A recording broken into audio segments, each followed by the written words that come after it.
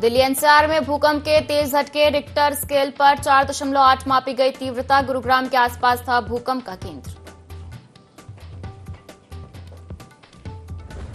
CM Yogi Adityanath का सपा पर निशाना, बोले जो राम विरोधी उसकी दुर्गति तय है। आज के समाजवादी राम भक्तों पर गोली चलवाते हैं।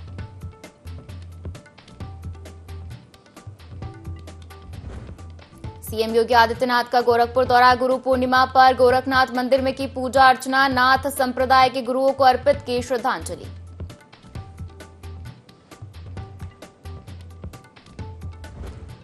रायबरेली में जमीनी विवाद में महिला की हत्या पर गरमाई सियासत, पीड़ित परिवार से मिला सपा का प्रतिनिधिमंडल। विधायक पर साधा निशाना, कानून व्यवस्था पर उठाए सवाल।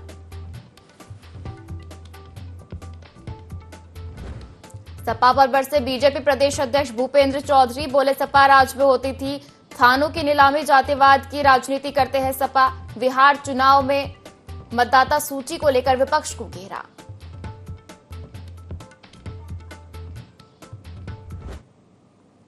नमस्कार, बहुत स्वागत है आपका। यूपी लाइव देख रहे हैं आप और मैं हूं आपके साथ पायल। बुलेटिन की शुरुआत करेंगे गोरखपुर से आ रही बड़ी खबर के साथ, जहां सीएम योगी आदित्यनाथ का बयान सामने आया है। समाजवादी पार्टी पर जमकर निशाना साधा। उन्होंने कहा कि जो राम विरोधी उसकी दुर्गति तय है। लोहिया के नाम पर राजनीति करते हैं। लोहिया समाजवादी थे। लोहिया ने ही रामायण मेलों की शुरुआत की थी। इसके अलावा उन्होंने कहा कि आज के समाजवादी राम भक्तों पर गोली चलवाते हैं। तो देखिए, बड़ी खबर गोरखपुर से आपको दे रहे हैं, जहां सीएम योगी आदित्यनाथ का बयान सामने आया है। समाजवादी पार्टी पर निशाना सीएम योगी आदित्यनाथ ने साधते हुए कहा कि जो राम विरोधी उसकी दुर्गति तय है। लोहिया के नाम पर राजनीति करते हैं। लोहिया समाजवादी थे। लोहिया ने ही रामायण मेलों की शुरुआत की थी। आज के समाजवादी राम भक्तों पर गोली चलवाते हैं।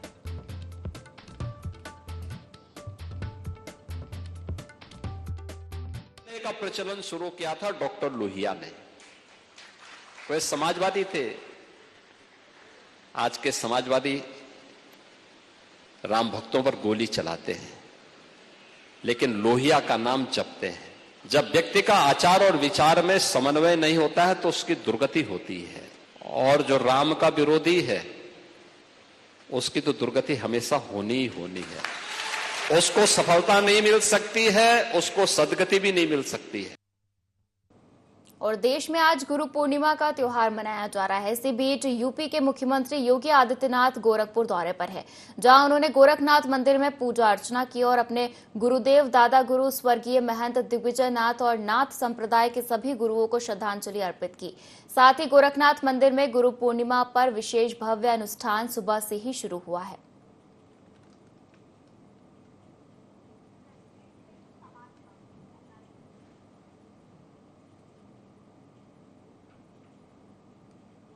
इधर रायबरेली के चंदापुर थाना क्षेत्र में जमीनी विवाद में महिला की हत्या के मामले में सियासत गर्मा गई है। समाजवादी पार्टी का एक प्रतिनिधि मंडल पीड़ित परिवार से मिलने पहुंचा। इस मौके पर सपा नेताओं ने जहां प्रदेश सरकार की कानून व्यवस्था पर सवाल खड़े किए, वहीं उन्होंने ऊंचाहार विधायक मनोज पांडे पर भी जमकर निशाना साधा। डेलीगेशन में शामिल सपा नेताओं ने कहा कि जब एक महिला की खुलेआम हत्या हो रही हो और आरोपी अब भी खुलेआम घूम रहे हो तो यह सरकार की नाकामी नहीं तो और क्या है।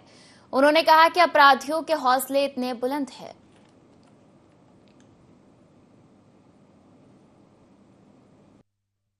हमारे विधायक पहले रहे, क्या नाम उनका, मनोज पांडे जो है कुछ गरीबों की जमीन का कब्जा कर रहे थे।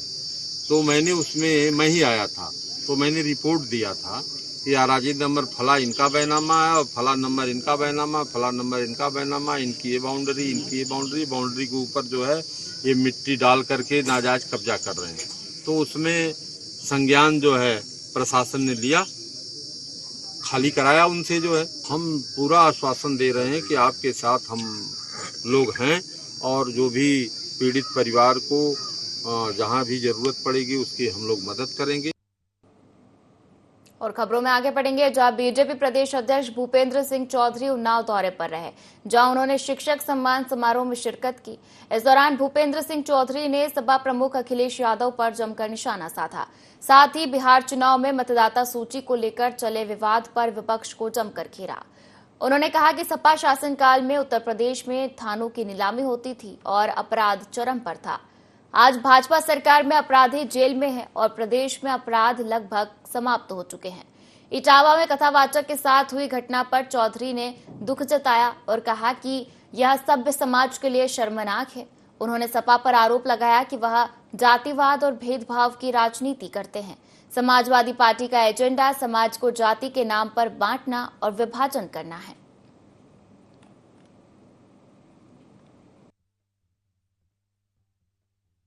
यह समाज के विशिष्ट क्षेत्रों में अपना विशेष योगदान करने वाले, चाहे हमारे कवि हों, साहित्यकार हों, उन सबका आज सम्मान करेंगे। और निश्चित रूप से जो हमारी परंपरा है, हमारी संस्कृति है, अपने गुरुजन का सम्मान करना।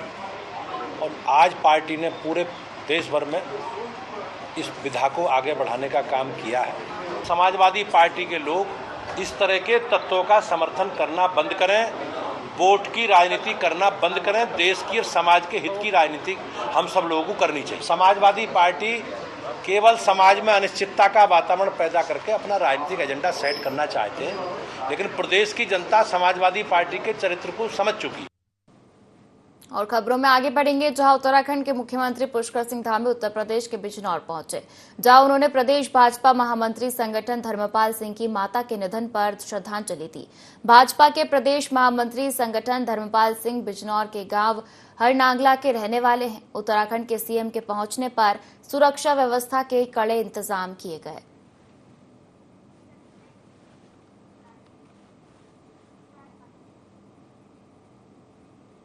और गुरु पूर्णिमा के अवसर पर रायबरेली के गोकना, डलमऊ और गेगासो घाट पर हजारों श्रद्धालुओं ने गंगा में आस्था की डुबकी लगाई। सूर्योदय से पहले ही घाटों पर भारी भीड़ उमड़ पड़ी, जिससे घाटों पर तिल रखने की जगह भी नहीं बची। जिला प्रशासन ने सुरक्षा के कड़े इंतजाम किए थे और गोताखोरों की तैनाती भी की गई थी।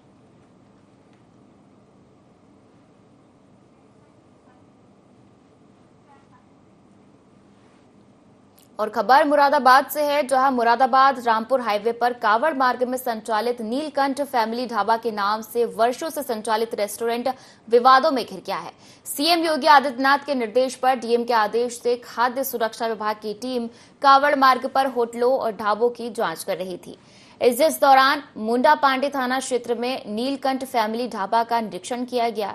जब दस्तावेज मांगे गए तो सामने आया कि इसका मालिक शराफत हुसैन है। धार्मिक आस्था से जुड़े नाम को लेकर विभाग ने ढाबा संचालक को चेतावनी दी कि या तो नाम बदले या कार्रवाई के लिए तैयार है। टीम ने मौके पर फूड सेफ्टी कनेक्ट ऐप का रजिस्ट्रेशन स्टिकर भी चिपकाया और असली जानकारी अपडेट की गई।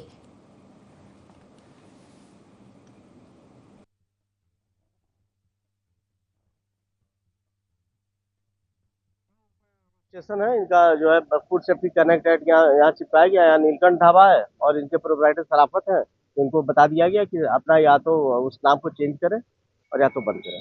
लाइसेंस बना हुआ है इनका, लाइसेंस है इनके पास, ठीक है। जो प्रोप्राइटर भी शराफत है और ये जो नीलकंठ है इनके लिए बता दिया गया कि अपने नाम का चेंज नहीं करेंगे तो बंद करा दिया जाए। सावन माह का महीना शुरू हो चुका है। कांवड़ यात्राओं को लेकर पुलिस प्रशासन एक्टिव मोड पर नजर आ रहा है। साथ ही जिला प्रशासन और साथ ही खाद्य विभाग सुरक्षा अधिकारी और खाद्य विभाग की पूरी टीम अपने कार्यों में जुट चुकी है। आज ही सुबह नीलकंठ ढाबे का मामला सामने आया है, जो कि रामपुर मुरादाबाद मार्ग हाईवे पर एक नीलकंठ नाम से ढाबा है, जिस ढाबे का संचालक मुस्लिम है और जिसका नाम शराफत हुसैन बताया जा रहा है। आज ही सुबह खास सुरक्षा टीम की मौके पर पहुंची और मौके पर पहुंचने के बाद इस नीलकंठ ढाबे का खुलासा कर दिया। ये नीलकंठ नाम से ढाबा चलाने वाला शराफत हुसैन को सख्त हिदायत दी है और कहा कि नाम बदल कर अगर चलाया तो तेरा ढाबा सील कर दिया जाएगा। खास सुरक्षा टीम पूरी तरह सतर्क है और अन्य जगहों पर भी निरीक्षण लगातार जारी है और प्रशासन एक्टिव मोड पर कांवड़ यात्रा को लेकर जगह जगह मीटिंग और बैठक आयोजित कर रहा है। मेरे सहयोगी कैमरामैन के साथ ND24 मुरादाबाद। इधर जालौन में इंस्पेक्टर की दबंगई मामले में बड़ी कार्रवाई की गई है। पेट्रोल पंप पर स्कूटी सवार भाई बहन को टक्कर मारने और युवक की बेरहमी से पिटाई करने वाले इंस्पेक्टर शिव प्रसाद दुबे को निलंबित कर दिया गया है।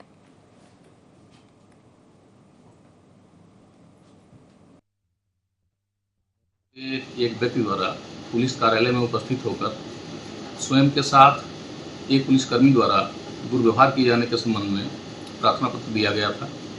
प्रार्थना पत्र का तत्काल संज्ञान लेते हुए आरोपों के संबंध में क्षेत्राधिकारी नगर से जांच कराई गई।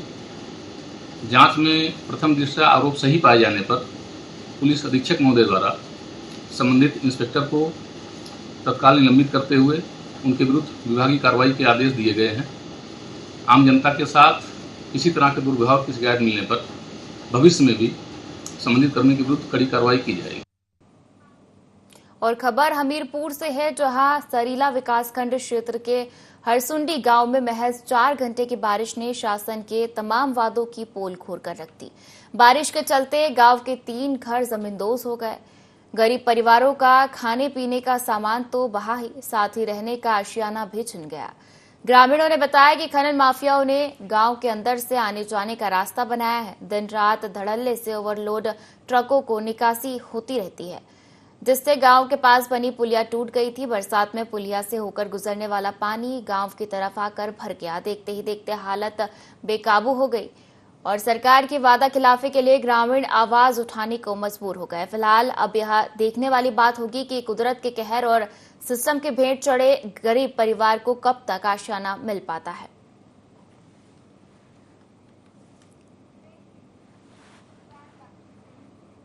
झांसी की बरुआ सागर पुलिस और लुटेरों के बीच मुठभेड़ हुई, जिसमें 2 बदमाश घायल हो गए। घायलों को अस्पताल में भर्ती कराया गया है। आरोपियों ने दंपति के लूट की वारदात को अंजाम दिया था।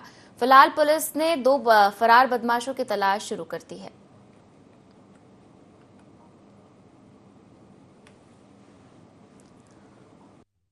से सूचना मिली कि जिन अपराधियों ने घटना की है बनगुआ सरकारी स्कूल के पास में वो दूसरी घटना करने हेतु खड़े हुए हैं। इस सूचना पर स्वाट टीम प्रभारी तथा थानाध्यक्ष बरुआ सागर की टीम के द्वारा इनकी घेराबंदी की गई, तो अपने को घिरता हुआ देख ये पहाड़ी की तरफ भागे तथा पुलिस टीम पर जान मारने की नीयत से फायर किए। जवाबी फायरिंग में इन 2 अपराधियों के पैर में गोली लगी तथा तीसरे अपराधी जो बाल अपचारी है इसको हिरासत में ले लिया गया। जो 2 अपराधी इनको गोली लगी उनसे पूछताछ की गई तो उन्होंने एक ने अपना नाम ब्रजेश कुशवाहा जो थाना क्षेत्र समथर का रहने वाला है, पहले भी लूट में जेल जा चुका है। दूसरा कपिल पटेल जो थाना क्षेत्र एरच का रहने वाला, इस पे पूर्व से 3 मुकदमे हैं। इनसे पूछताछ में इन्होंने और भी कुछ घटनाएं जो ओरछा थाना क्षेत्र में इनके द्वारा की गई हैं वो कबूल कर रहे हैं। उसको भी संज्ञान में लेकर के उसमें कार्रवाई की जा रही है। इनसे जो उस दिन मोटरसाइकिल जो लूटी गई थी वो बरामद हुई है, जो उसकी आरसी तथा जो मनीष कुशवाहा का आधार कार्ड, ये सभी बरामद हुआ। आज का जो घटनाक्रम है उसके संबंध में उचित धाराओं में अभियोग पंजीकृत करते हुए अग्रिम वैधानिक कार्रवाई की जा रही है। एक दंपत्ति अपनी शादी की सालगिरह मनाकर अपने घर की तरफ वापस लौट रहे होते हैं, तभी थाना बरुआ सागर के घुगवा के पास इनको कुछ बदमाश रोक लेते हैं। बदमाश महिला से आभूषण, 4000 रुपए नगद और मोबाइल फोन छुड़ाने के साथ साथ उस दंपत्ति की मोटरसाइकिल भी लूट कर भाग जाते हैं। थाना बरुआ सागर में इस लूट की घटना का मुकदमा कायम होता है, जिसके बाद झांसी पुलिस एक्टिव मोड में आ जाती है। आज जब स्वाट टीम और बरुआ सागर पुलिस को ये सूचना मिलती है कि ग्राम बनगुआ में ये बदमाश फिर से इकट्ठा हो रहे हैं और किसी घटना को कारित कर सकते हैं, ऐसे में पुलिस इन बदमाशों की घेराबंदी करती है और खुद को पुलिस से घिरा हुआ देखकर ये बदमाश पुलिस के ऊपर फायरिंग कर देते हैं। जवाबी फायरिंग में पुलिस की गोली इन बदमाशों के पैर में लग जाती है, जिससे वह घायल हो जाते हैं और घायल बदमाशों को इलाज के लिए अस्पताल में भर्ती कराया जाता है। हेमंत गुप्ता, ND24, झांसी। और फर्रुखाबाद से आपको बड़ी खबर दे दी, जो है सपा नेता पर अपहरण का आरोप लगा है। जनपद मैनपुरी से युवती का अपहरण करने का आरोप लगा है। युवती लखनऊ में मिली। युवती के भाई से ठेकेदारी को लेकर विवाद था। नगर पंचायत के पूर्व चेयरमैन उदयपाल पर युवती का अपहरण करने का आरोप लगा है। पूर्व चेयरमैन पर 24 से अधिक मुकदमे पहले से दर्ज है। एटा इटावा समेत मैनपुरी में मुकदमे दर्ज है। उदयपाल यादव ने 2006 में पुलिस के दारोगा को गोली मारी थी। 2012 में नगर पंचायत कंपिल का चेयरमैन बना था। थाना कंपिल क्षेत्र का पूर्व चेयरमैन निवासी है। तो देखिए बड़ी खबर है फर्रुखाबाद से, जहां सपा नेता पर अपहरण का आरोप लगा है। जनपद मैनपुरी से युवती का अपहरण करने का आरोप लगा है। युवती लखनऊ में मिली। युवती के भाई से ठेकेदारी को लेकर विवाद था। नगर पंचायत के पूर्व चेयरमैन उदयपाल पर युवती का अपहरण करने का आरोप लगा है। पूर्व चेयरमैन पर 24 से अधिक मुकदमे दर्ज है। एटा इटावा समेत मैनपुरी में मुकदमे दर्ज है। उदयपाल यादव ने 2006 में पुलिस के दरोगा को गोली मारी थी। इसके अलावा 2012 में नगर पंचायत कंपिल का चेयरमैन बना था। थाना कंपिल क्षेत्र का पूर्व चेयरमैन बताया जा रहा है।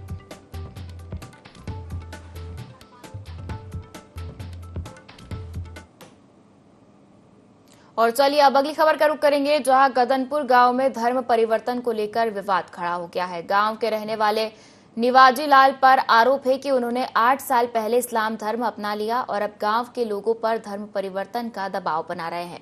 मामले की शिकायत निवाजी लाल के ही परिजनों ने पुलिस से की, जिसके बाद विश्व हिंदू परिषद के कार्यकर्ता मौके पर पहुंच गए और विरोध प्रदर्शन शुरू कर दिया। हंगामे की वजह यह भी बनी कि निवाजी लाल ने अपनी स्वर्गवासी पत्नी को घर में दफनाकर कब्र बनाई और अपने लिए भी जीवित रहते हुए कब्र तैयार कर ली। कब्र पर इस्लामिक चादर पाए जाने से विवाद और गहरा गया। विश्व हिंदू परिषद कार्यकर्ताओं द्वारा घर की तलाशी में नमाज की चादर, कालीन और मुस्लिम वेशभूषा में निवाजी लाल की तस्वीर बरामद की गई।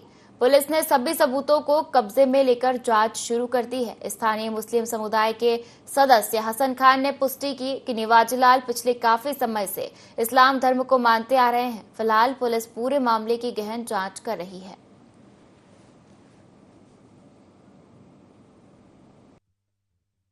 निवाजी लाल हैं जिन पे आरोप लगा है, वो कह रहे हैं कि मैं कबीरपंथी हूँ, इसलिए मैंने जो समाधि बना रखा है एक पत्नी का 2018 में बना रखा था और मेरे बच्चों ने, अभी मैं मृत नहीं हुआ, बगल में ही पत्नी के समाधि बना रखा है।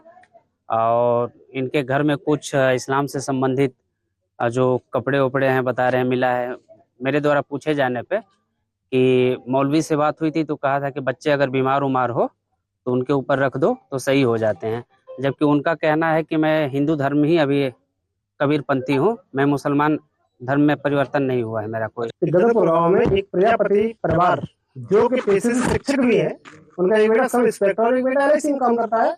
उन्होंने एक अपने ही परिवार के व्यक्ति को फ्रेशली रुपए का लालच देके धर्म परिवर्तन कराने के लिए उकसाया है। उस व्यक्ति ने जब मना कर दिया धर्म परिवर्तन कराने के लिए और मेरे पास सूचना आई, मैंने पूरा विषय पूछा तो उन्होंने कहा कि मेरे घर में मजारें भी बनी हुई हैं, उन पर लोग चद्दरें भी चढ़ाते हैं और बहुत सारे बाहरी लोगों का भी आना जाना रहता है। जिन पर आरोप लगाया गया तो उन्होंने अपनी पत्नी के यहाँ पे मजार बनाई थी आज से 5-6 साल पहले। अच्छा। और बगल में जीते जी उन्होंने अपनी मजार भी बनाई, लेफ्ट साइड में मजार बनी हुई है, उन्होंने जीते जी अपनी भी मजार बनवा दी है और अभी वो जीवित है। अभी वो जीवित है वर्तमान। और खबर सोनभद्र के विकासखंड चोपन की सबसे बड़ी ग्राम पंचायत जुगैल के गरदा क्षेत्र की है, जहां आजादी के 75 साल बाद भी अंधेरा पसरा है।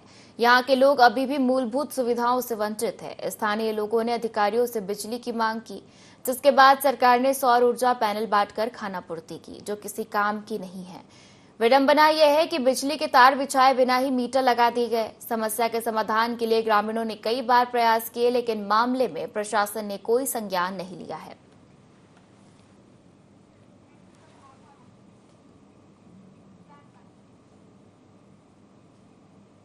और पीलीभीत में एक पेड़ मां के नाम अभियान के तहत मेडिकल कॉलेज में राज्य मंत्री संजय सिंह गंगवार, बरखेड़ा विधायक स्वामी प्रवक्ता नंद, बरेली कमिश्नर सौम्या अग्रवाल, जिलाधिकारी पीलीभीत व एडिशनल एसपी विक्रम दहिया ने वृक्षारोपण किया।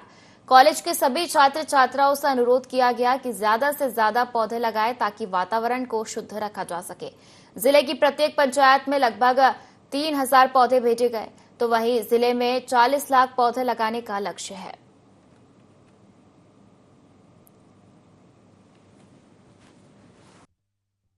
प्रदेश के यशस्वी मुख्यमंत्री परम पूज्य योगी आदित्यनाथ जी के ने आज इस अभियान की शुरुआत करी। उस अभियान के तहत आज हम लोग पीलीभीत के मेडिकल कॉलेज में एक वृहद रूप में वृक्षारोपण का कार्यक्रम कर रहे हैं और जो लक्ष्य माननीय मुख्यमंत्री जी के द्वारा पीलीभीत जनपद को निर्धारित है लगभग 40 लाख वृक्ष का, वो उससे भी अधिक पेड़ पीलीभीत में लगाए जाएंगे। और ये हम लोग जिला प्रशासन, पार्टी और जनप्रतिनिधि सारे लोग मिल करके इस वृक्षारोपण के एक पेड़ माँ के नाम ये इस अभियान को जन आंदोलन बनाने का काम।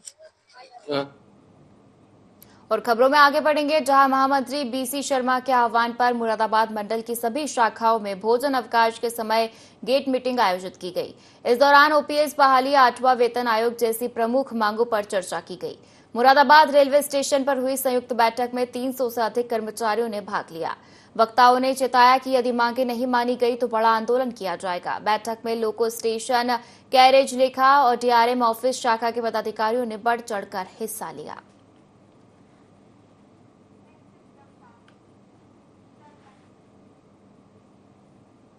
चलिए अगली खबर का रुख करेंगे, जहां झांसी की एंटी करप्शन टीम ने महुआ रानीपुर थाने में तैनात दरोगा विनीत कुमार को 15,000 रुपए की रिश्वत लेते रंगे हाथ गिरफ्तार किया।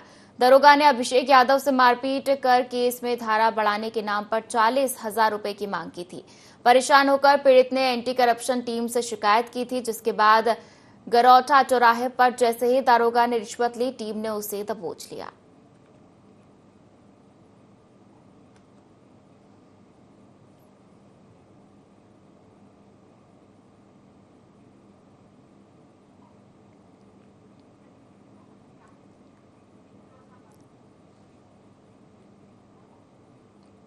और योगी सरकार के एक पेड़ मां के नाम अभियान के तहत सोनभद्र जिले को 1.58 करोड़ पौधों के साथ टॉप प्रदर्शन करने वाला जिला बताया गया। वहीं कांग्रेस ने इस वृहद वृक्षारोपण कार्यक्रम को फर्जी बताते हुए डीएफओ कार्यालय का प्रदर्शन किया।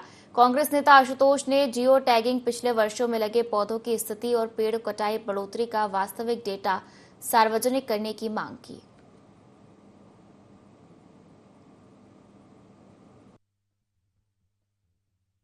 जिले में लगातार वृक्षारोपण हो रहे हैं हर साल करोड़ों की संख्या में। अगर आप देखें तो पिछले 5 साल में करोड़ों की संख्या में वृक्षारोपण लगे हैं यहाँ पर, और तमाम सड़क बनाने के नाम पर, चाहे विकास के नाम पर, कंपनियों को करने के लिए तमाम वन कट रहे हैं। तो हमने पूछा कि यहाँ वनों की संख्या बढ़ी है कि घटी है, क्योंकि लगातार वन तो लग रहे हैं। जियो टैगिंग भी हुआ है जो है इधर 2-3 सालों में सुनने में जो आया लोगों से, जियो टैगिंग का भी काम हुआ है। तो जियो टैगिंग में हमने मांग किया कि सर जो पिछले 3 सालों में, इस बार का तो वाली आया नहीं होगा, तो पिछले 3 सालों में जो वन वृक्ष लगे हैं, क्या उन वृक्षों की टैगिंग, वृक्ष लगे हैं, बच्चे भी हैं कि वो खत्म हो चुके हैं। इधर फर्रुखाबाद राजापुर पुलिस ने युवती की हत्या का खुलासा कर दिया है। पुलिस ने हत्या की वारदात को अंजाम देने वाले युवती के भाई और भाभी को गिरफ्तार किया है। बताया जाता है कि युवती प्रेम विवाह करने की जिद पड़ रही थी। युवती की ये जिद भाई और भाभी को नागवार गुजरी। दोनों ने मिलकर युवती को मौत के घाट उतार दिया। फिलहाल पुलिस मामले की जांच में जुटी है।